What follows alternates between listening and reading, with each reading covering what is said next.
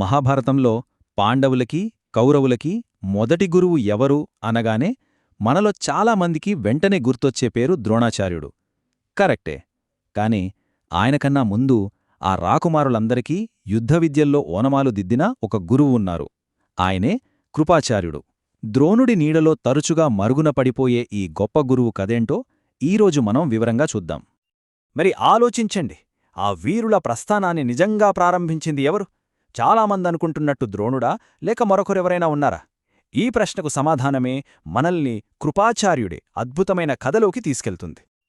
ఆ రోజుల్లో హస్తినాపురంలో పరిస్థితి ఎలా ఉండేదంటే మాటల్లో చెప్పలేం. ఒకవైపు పాండవులు, మరోవైపు కౌరవులు, మొత్తం 105 మంది యువరాజులు. నిరంతరం ఒకరితో ఒకరు పోట్లాడుకుంటూ ఆ అల్లరితో భీష్ముడిలాంటి పెద్దలకు పెద్ద తలనొప్పిగా తయారయ్యారు.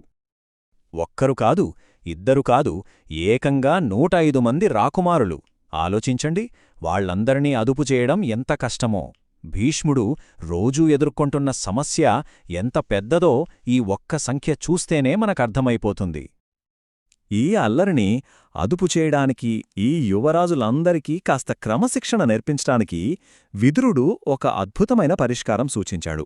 అదేంటంటే వాళ్లందరికీ ఒక సమర్థుడైన గురువును నియమించడం. అప్పుడు విదురుడు ఒక పేర్ను ప్రతిపాదించాడు: కృపాచార్యుడు. ఇంతకీ ఎవరీ కృపాచార్యుడు? అంతమంది రాకుమారులకు శిక్షణ ఇవ్వడానికి ఆయనే ఎందుకు సరైన వ్యక్తి? ఈ ప్రశ్నలన్నింటికీ సమాధానం ఆయన పుట్టుక కథలోనే ఉంది. కృపాచార్యుడి గురించి తెలుసుకోవాలంటే మనం ఆయన మూలాల్లోకి వెళ్ళాలి. అంటే వాళ్ల నాన్నగారైన గొప్ప ఋషి శరధ్వంతుని కథలోకి వెళ్ళాలి. శరధ్వంతుడు గౌతమ మహర్షి కుమారుడు. ఆయన ప్రత్యేకతేంటంటే పుట్టుకతోనే విల్లంబులతో జన్మించాడు. బ్రాహ్మణ కుటుంబంలో పుట్టినా ఆయనకి వేదాలకన్నా ధనుర్వేదం మీద, అంటే యుద్ధ విద్యల మీదే ఆసక్తెక్కువ. ఆయన తపస్సు ఎంత తీవ్రంగా సాగిందంటే సాక్షాత్తు ఇంద్రుడికే భయం వేసింది. ఇంక లాభం లేదనుకుని ఆ తపస్సుని భగ్నం చేయడానికి ఒక అందమైన అప్సరసను పంపాడు. పాపం, ఆ అప్సరస అందాన్ని చూసిన ఒక్క క్షణంలో శరధ్వంతుడి ఏకాగ్రత దెబ్బతిన్నది.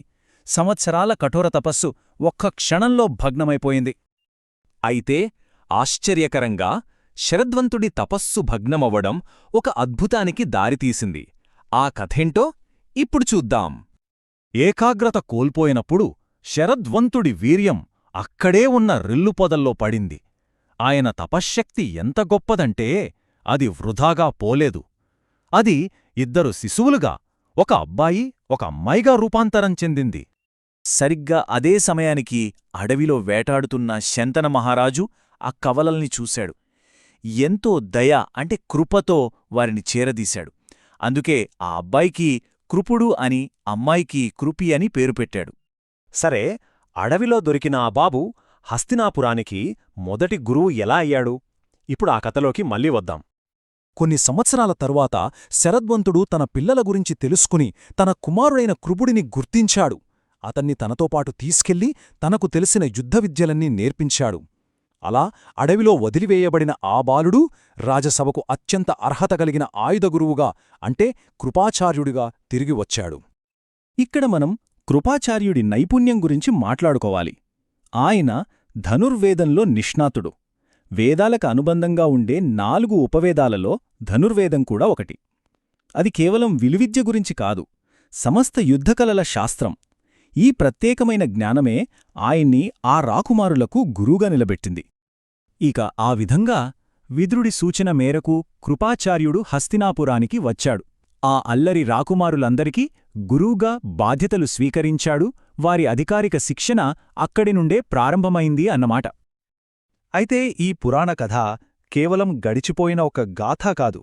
ఇందులో ఈనాటి మనతరానిక్కూడా వర్తించే ఒక చాలా ముఖ్యమైన సందేశం దాగి ఉంది.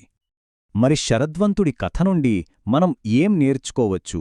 ముఖ్యంగా పెద్ద పెద్ద లక్ష్యాలను పెట్టుకొని వాటికోసం కష్టపడుతున్న ఈనాటి యువతకు ఈ కథ ఏం చెప్తోంది?